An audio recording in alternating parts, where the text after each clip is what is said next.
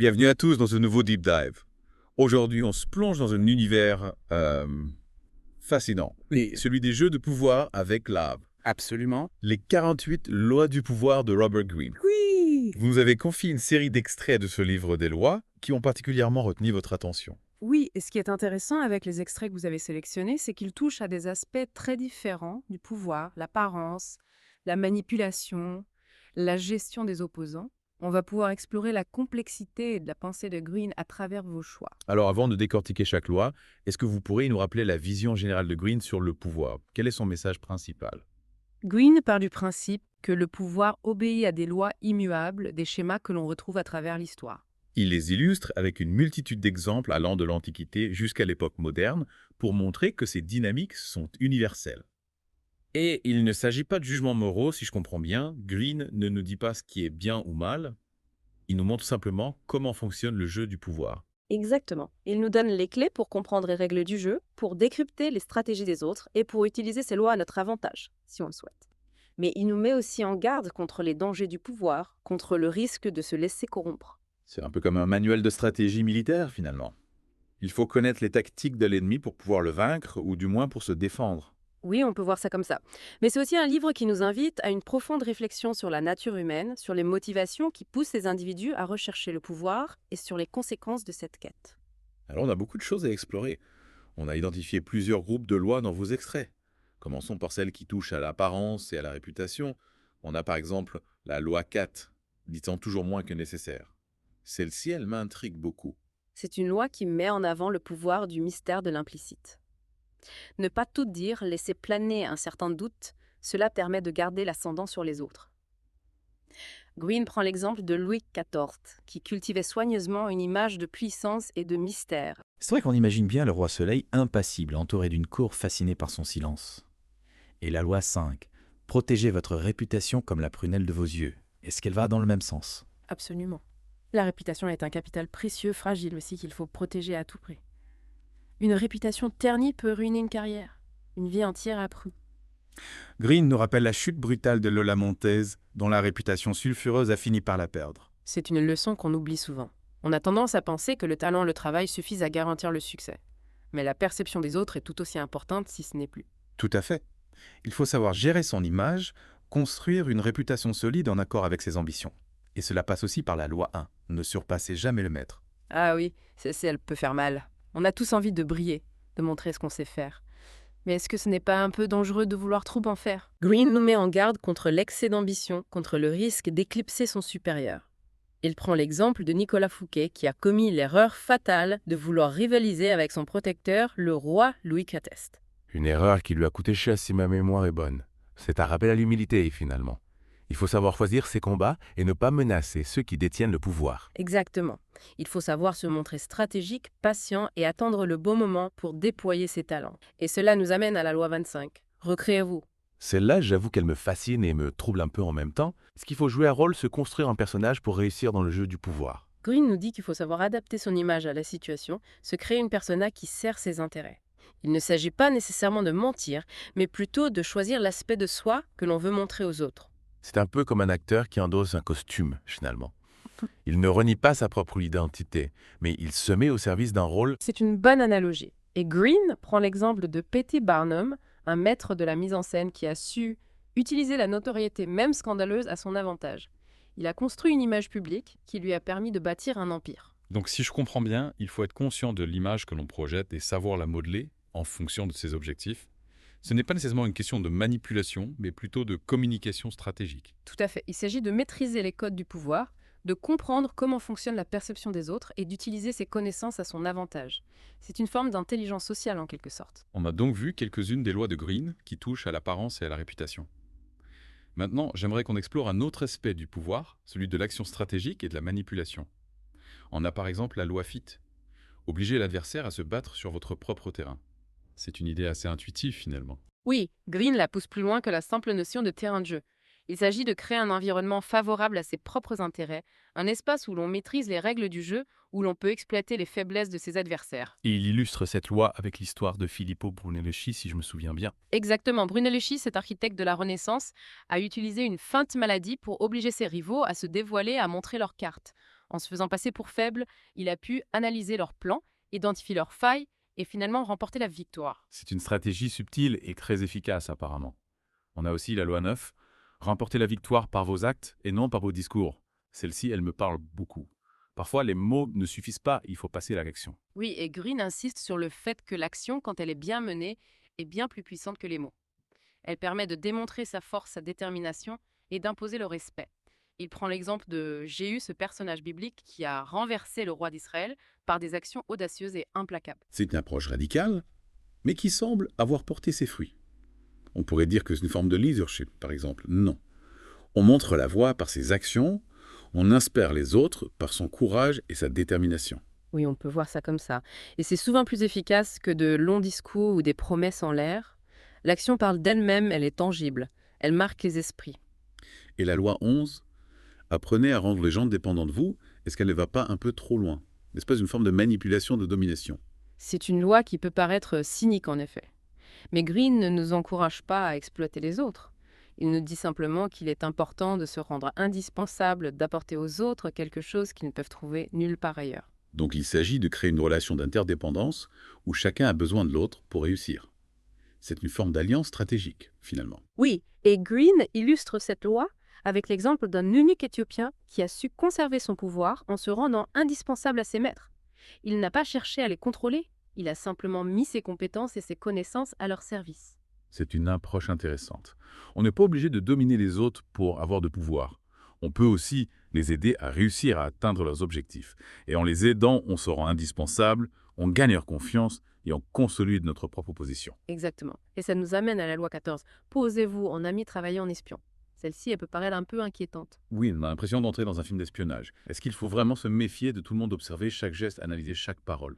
Green ne nous dit pas de devenir paranoïaque. Il nous invite simplement à être attentifs aux autres, à observer leur comportement, à décrypter leurs motivations. C'est une forme d'intelligence sociale, comme on le disait tout à l'heure. Il faut savoir lire entre les lignes, comprendre ce qui se cache derrière les apparences. Tout à fait. Et Green prend l'exemple de Joseph Duvin, ce marchand d'art qui a fait fortune en étudiant méticuleusement les goûts et les faiblesses de ses clients. Il ne les a pas espionnés au sens propre du terme, il a simplement été très attentif à leurs préférences, à leurs réactions. Donc il s'agit de développer une certaine finesse psychologique, une capacité à décoder les autres. Ce n'est pas forcément de la manipulation. Ça peut aussi être une forme d'empathie, de compréhension. Oui, tout dépend de l'intention. On peut utiliser ces connaissances pour aider les autres ou pour les exploiter. C'est à nous de choisir. Et la loi 20, ne vous engagez envers personne. Est-ce qu'elle ne va pas un peu trop loin? Est-ce qu'on peut vraiment réussir en restant seul, isolé? Green ne nous dit pas de vivre en ermite. Il nous met simplement en garde contre les engagements hâtifs, les alliances qui peuvent se retourner contre nous. C'est une question de stratégie, de ne pas se laisser enfermer dans des promesses qu'on ne pourrait pas tenir. Exactement. Il faut savoir garder une certaine liberté d'action, une capacité à changer les caps. Si la situation l'exige, Green prend l'exemple d'Alcibiade, ce personnage grec, qui a su jouer sur les deux tableaux, tantôt avec les Athéniens, tantôt avec les Spartiates, pour servir ses propres intérêts. C'est vrai qu'il a su tirer son épingle du jeu en restant indépendant. Mais n'est-ce pas une attitude un peu cynique opportuniste?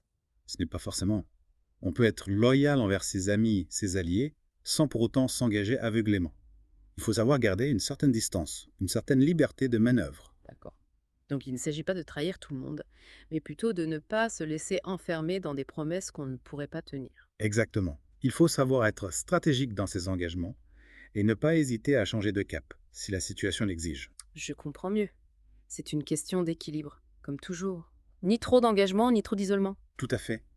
Il faut trouver le juste milieu entre la loyauté et la flexibilité, entre la confiance et la prudence. Et pour finir avec cette catégorie, on a la loi 28. Faites preuve d'audace. Celle-ci, elle me plaît beaucoup. Il faut savoir prendre des risques, sortir des sentiers battus, pour réussir. Oui, l'audace est une qualité essentielle pour ceux qui cherchent à conquérir le pouvoir. Mais il ne s'agit pas de foncer tête baissée. L'audace chez Green, c'est un savant mélange de courage, de calcul et d'opportunisme. On se souvient de Victor Lustig, cet escroc qui a osé arnaquer Al Capone. Il fallait vraiment avoir du cran pour tenter un coup pareil. Absolument. Mais Lustig n'était pas seulement audacieux, il était aussi intelligent et méthodique. Il avait planifié son coup dans les moindres détails, anticipé les réactions de Capone et mis en place une stratégie de repli au cas où les choses tourneraient mal. C'est ça qui est fascinant chez Green. Il nous montre que l'audace, ce n'est pas juste une question de chance ou de tempérament. C'est d'une compétence que l'on peut développer une approche stratégique qu'il faut savoir maîtriser. Tout à fait. L'audace, c'est savoir identifier les opportunités, prendre des risques calculés et ne pas avoir peur de l'échec.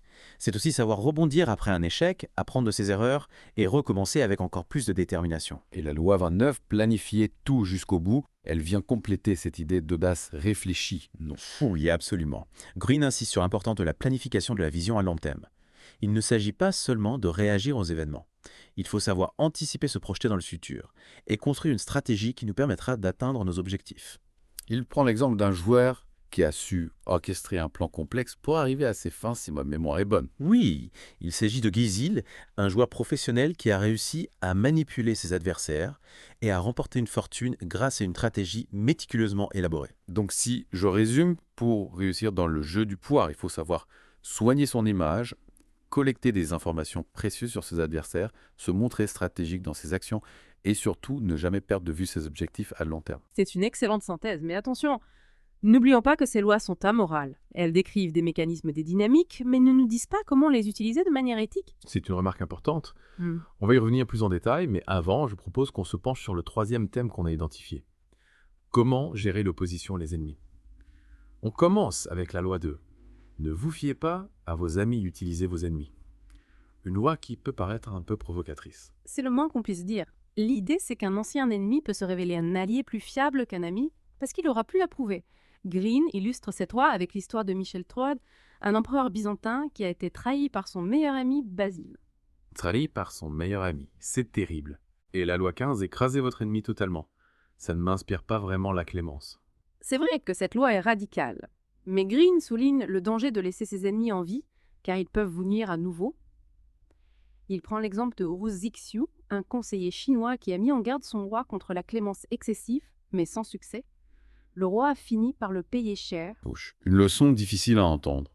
Et la loi 22, utiliser la technique de la reddition. Transformer la faiblesse en pouvoir. Ça, c'est une idée qui me plaît beaucoup. Ah oui, la reddition stratégique. C'est l'art de reculer pour mieux sauter, de faire profil bas, pour gagner du temps, reprendre des forces. Green cite l'exemple de Bertolt Brecht, le célèbre dramaturge qui a su utiliser une fausse soumission pour se sortir d'une situation difficile. C'est une belle illustration de l'intelligence tactique. Et la loi 36, mépriser les choses que vous ne pouvez pas avoir. Les ignorer est la meilleure des vengeances. Ça me parle beaucoup. Parfois, le meilleur moyen de se venger, c'est simplement de passer à autre chose. C'est une philosophie stoïque en quelque sorte. Il s'agit de ne pas se laisser atteindre par les échecs, les frustrations. Green prend l'exemple du roi Henri d'Or de France, qui à la mort de sa maîtresse Diane de Poitiers, a choisi l'indifférence comme réponse. C'est une attitude qui demande beaucoup de maîtrise de soi, je trouve. Et la dernière loi de cette catégorie, la loi 45.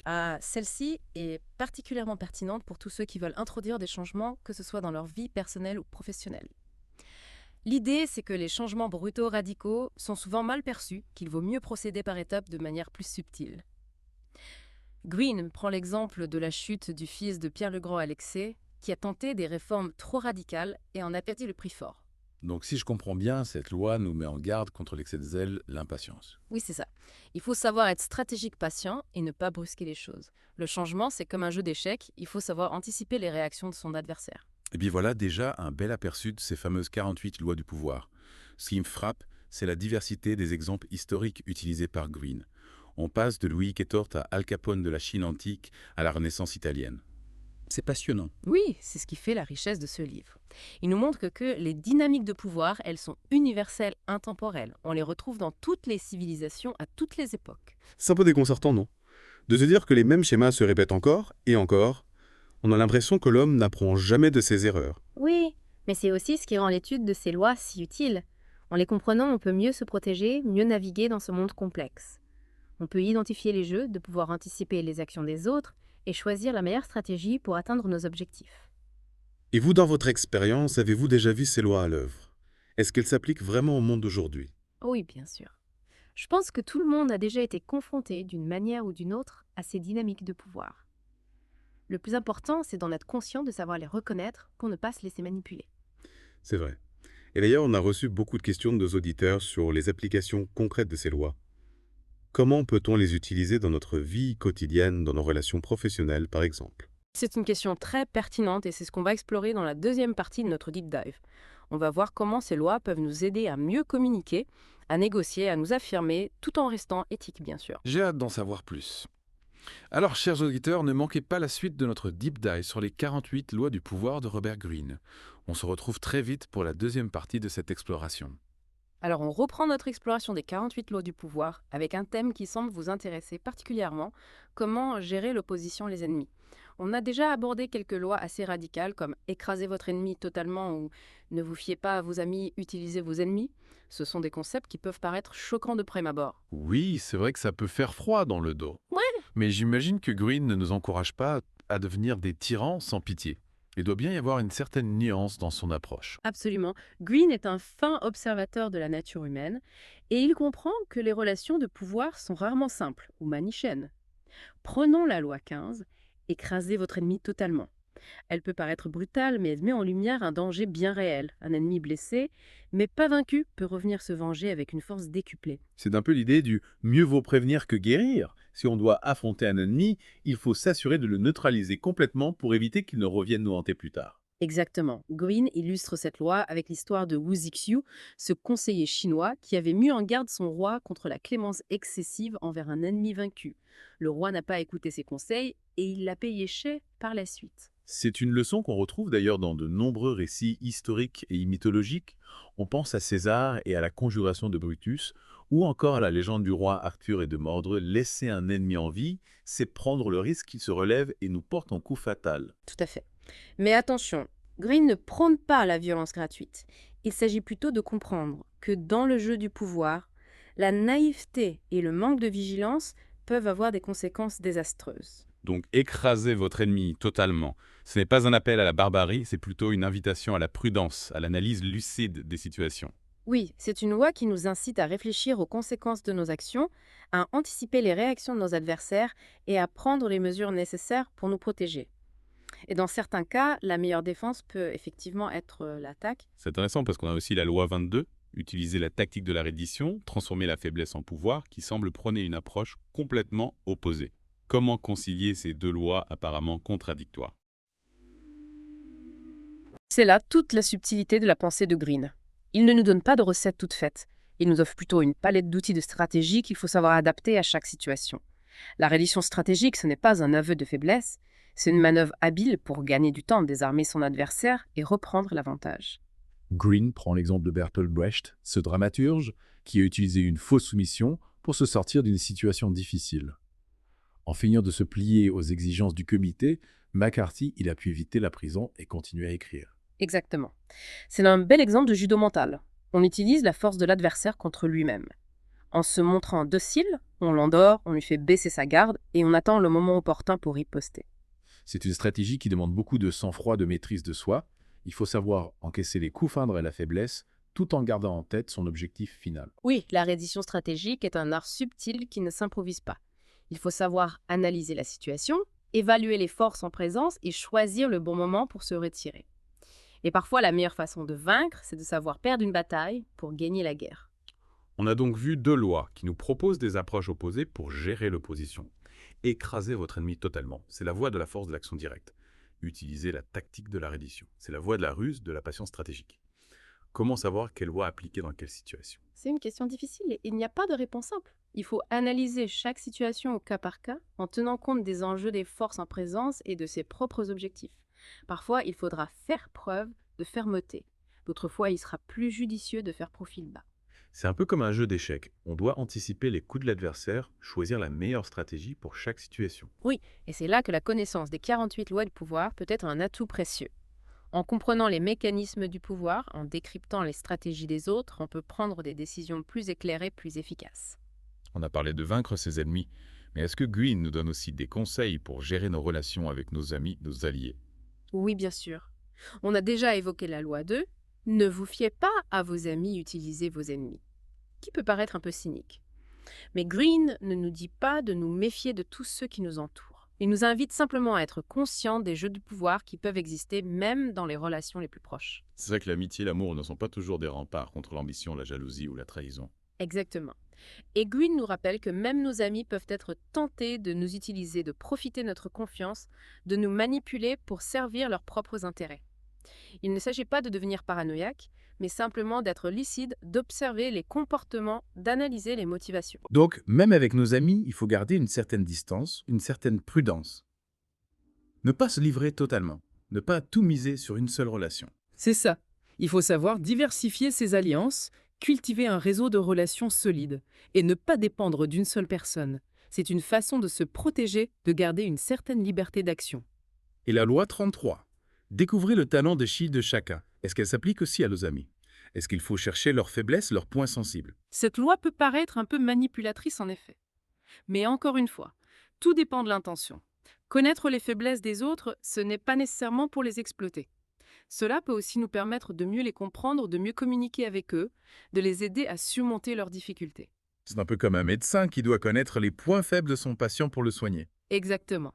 Et en amitié comme en amour, la connaissance des faiblesses de l'autre peut nous aider à être plus patients, plus compréhensifs, plus indulgents. C'est une belle façon de voir les choses. On peut utiliser la connaissance des faiblesses des autres pour les aider, les soutenir au lieu de les manipuler. Tout à fait. Et c'est à nous de choisir comment on veut utiliser cette connaissance. On peut en faire une arme ou un outil pour construire des relations plus fortes, plus authentiques. Alors, on a décortiqué de nombreuses lois. On a vu comment manipuler, comment gérer ses ennemis, comment se créer une image avantageuse. Mais est-ce que Green nous dit comment utiliser tout ça pour le bien, disons, pour avoir un impact positif sur le monde? C'est une question importante et je pense que Green nous donne des pistes, même s'il ne le formule pas explicitement. Prenons la loi 48, soyez fluide. Ah oui, soyez fluide, celle-là m'intrigue. C'est une loi qui nous encourage à être adaptables, à nous remettre en question, à ne pas nous accrocher à nos idées ou à nos plans de manière rigide. On peut utiliser cette fluidité pour s'adapter aux changements du monde, pour trouver des solutions innovantes aux problèmes, pour construire un avenir meilleur. Je vois. Donc, au lieu de chercher à dominer les autres, à imposer sa volonté, on peut utiliser cette fluidité pour collaborer, pour trouver des terrains d'entente, pour créer quelque chose de nouveau. Exactement. Green prend l'exemple des Spartiates, ce peuple guerrier réputé pour sa force et sa discipline. Ils ont fini par s'effondrer parce qu'ils n'ont pas su s'adapter aux changements du monde qui les entourait.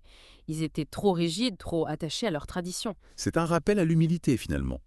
On ne peut pas tout contrôler. On doit accepter que le monde change et s'adapter en conséquence. Tout à fait. La fluidité, c'est la capacité de naviguer dans les eaux troubles du changement sans se laisser couler.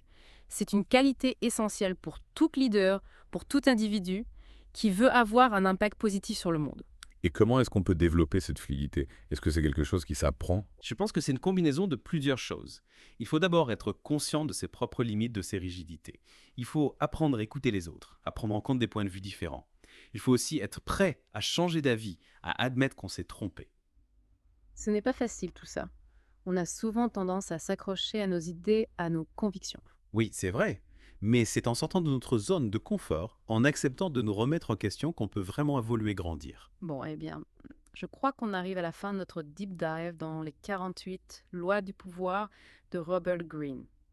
Un livre fascinant, dérangeant parfois, mais qui nous pousse à réfléchir à notre rapport au pouvoir. C'est un livre qui nous donne des clés pour comprendre les jeux de pouvoir, mais c'est à nous de choisir comment on veut utiliser ces clés. On peut les utiliser pour manipuler, pour dominer, ou on peut les utiliser pour construire, pour créer, pour améliorer le monde. C'est une belle conclusion. Je pense que la connaissance, c'est le pouvoir, comme on dit. Mais c'est aussi la responsabilité d'utiliser cette connaissance à bon escient. Alors, chers auditeurs, on vous laisse méditer sur ces 48 lois du pouvoir et on espère que ce deep dive vous a donné matière à réflexion. On se retrouve très bientôt pour une nouvelle exploration.